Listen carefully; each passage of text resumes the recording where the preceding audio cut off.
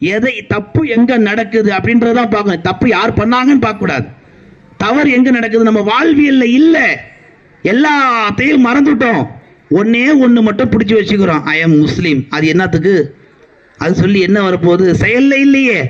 இனி வரும் நாட்களில் உங்கள் பிள்ளைகளுக்கு கற்றுத்தர, கல்யாணத்துக்கு வந்த முதல்ல மாப்பிளைய கையை கொடுக்கும் போதே பாரக்கல்லாஹு லக வ பாரக அலைக வ ஜமஅ பைனகுமா ஃபீ கைர், இத நீ சொல்லிட்டு தான் மவன அந்த பக்கம் நீ வரணும் அப்படின்னு உங்க பிள்ளைகளுக்கு கற்றுக் கொடுங்க, உங்க பிள்ளைகளுக்கு சொல்லி கொடுங்க.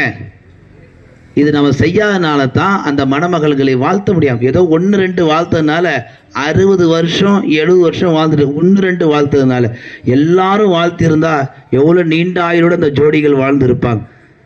நவீனம் சொல்லுது ஒரு புள்ளி விபரம், 2000க்கு பிறகு நிறைய தலாக்கு, அது 2010க்கு பிறகு நிறைய ஹுலா.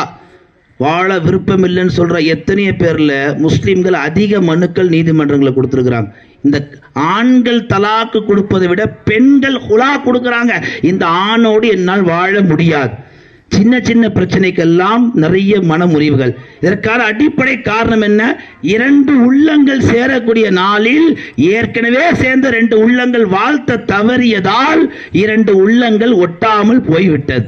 அல்லாஹ் இனி வரும் நாட்களில் மணமகள்களை வாழ்த்தக்கூடிய நல் உள்ளங்களை அல்லாஹ் நம்மை ஆக்குவானாக என்ற ஒரு நல்ல சிந்தனையை தான் இவங்க ஞாபகப்படுத்தியிருக்கிறாங்க.